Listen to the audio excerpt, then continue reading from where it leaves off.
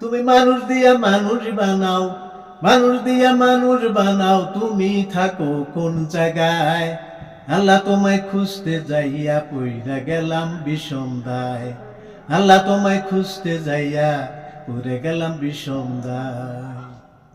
মানুষেতে থাকলে তুমি মেরাজে কেন যায় নবী?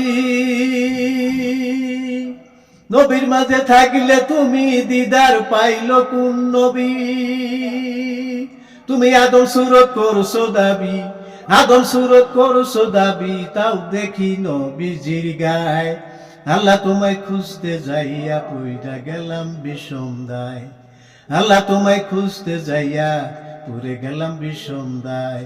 মানুষ দিয়া মানুষ বানাও, মানুষ দিয়া মানুষ বানাও, তুমি থাকো কোন জায়গায়? আল্লাহ তোমায় খুঁজতে যাইয়া পড়ে গেলাম বিষম দায়। কি কইছে শব্দটা?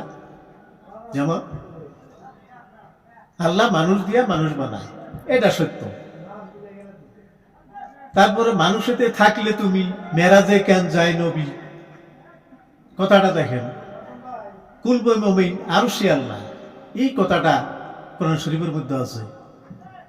আল্লাহ যদি মুমিনদের কালবের মধ্যে আছে, তাহলে নবীও তো মুমিন।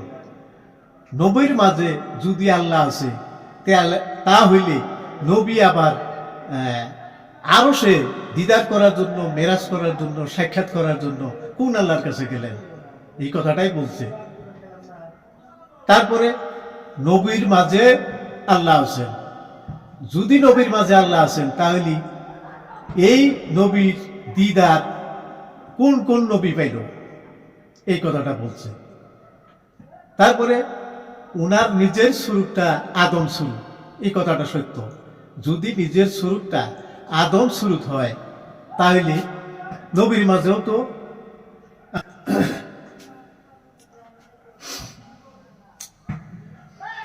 সংসারের চাপে পইরা হালাল হারাম কত খাই।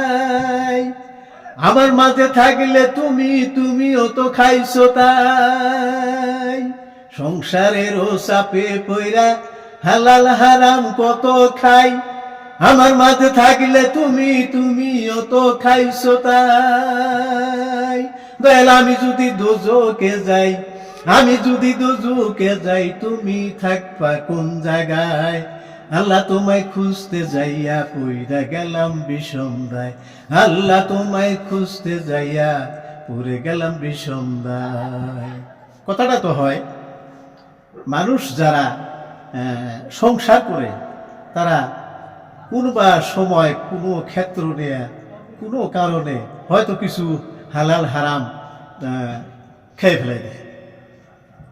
তো আল্লাহ যদি মানুষের মধ্যে আছে, এই হারামকে আল্লাহ খাইলেও? এই কথাটা বলছে। তো মানুষ যদি কর্মক্ষেত্রে দুযোগে যায়, তাইলে মানুষের ভিতরে যে আল্লাহ আছে, তাইলে উনি আল্লাহ কি দুযোগে যাবেন? এই কথাটা বলছে। তার কোনো দিকই না, আল্লাহ দুযোগে যাবেন না। এই কথাটা নিশ্চয় একটা বিশ্লেষণ আছে, তবে একটু পরে বলতেছি। আমি চুরি করে ধরা খাইলি, মুখে লাগায় চুনকালি। আল্লাহ তুমি রক্ষা করো, এই কথা কত বলি। চুরি করে ধরা খাইলি, মুখে লাগায় চুনকালি। আল্লাহ তুমি রক্ষা করো, এই কথা কত বলি। ওরে তুমি নয়ন মেলা দেখছো চাই, নয়ন মেলা দেখছো চাই, ভয় দেখাইছো কোন লজ্জায়? আল্লাহ তোমায় খুঁজতে যাইয়া পড়ে গেলাম বিষম দায়। আল্লাহ তোমায় খুঁজতে যাইয়া পড়ে গেলাম বিষম দায়। মানুষ দিয়া মানুষ বানাও, তুমি থাকো কোন জায়গায়? আল্লাহ তোমায় খুঁজতে যাইয়া পড়ে গেলাম বিষম দায়। এই কথাটা বলছে। দেখেন, মানুষ চুরি করিয়া যদি ধরা পড়ে, চুরি করবার যাব কেন? আচ্ছা, যদি চুরি করবার গেল, যায় যদি ধরা পড়ল, তাহলে তো মুখে চুনকালি দিবে। তো এই যে মুখে চুনকালি দিলেও শরম তো পাইতেছে, দাস্তির মধ্যে তাইলে মানুষটার মধ্যে যে আল্লাহ আছে উনি কি শরম পাইতেছে না? এই কথাটাই বলছে যে আমি চুরি করে ধরা খেলাম, মুখে দিল চুনকালি, তুমিও তো নয়ন মেলে দেখতেছো আল্লাহ, তাইলে তোমার কি শরম করে না? তোমারও তো শরম করে। তো এই কথাটা বলছে।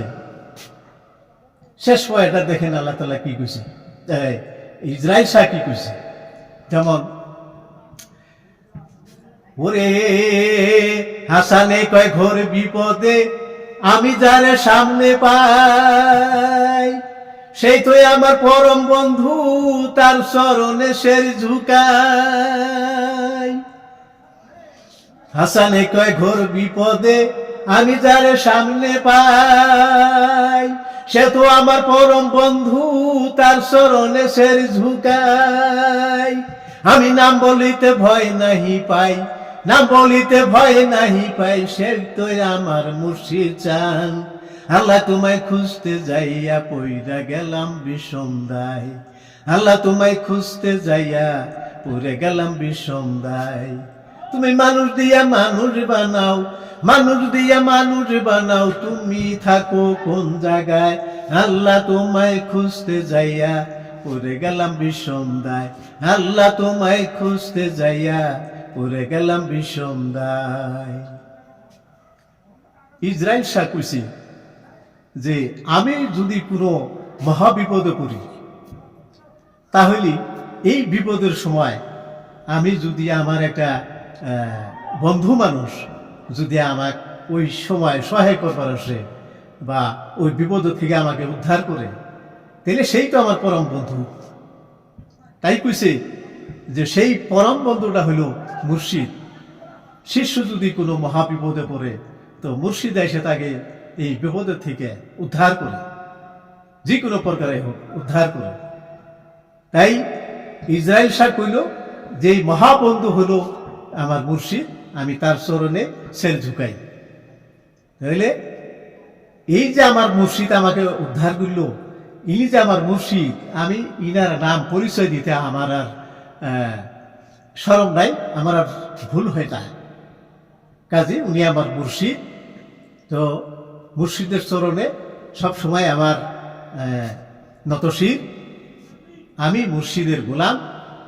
মুর্শিদ আমার মুর্শিদ চান, উনি আমাকে রহ রহ হাজার হাজার লাখ লাখ দোয়া করছে, ওনার আশীর্বাদ নিছি, ওনার আশীর্বাদে আমি একজন পূর্ণ মানুষ হয়েছি।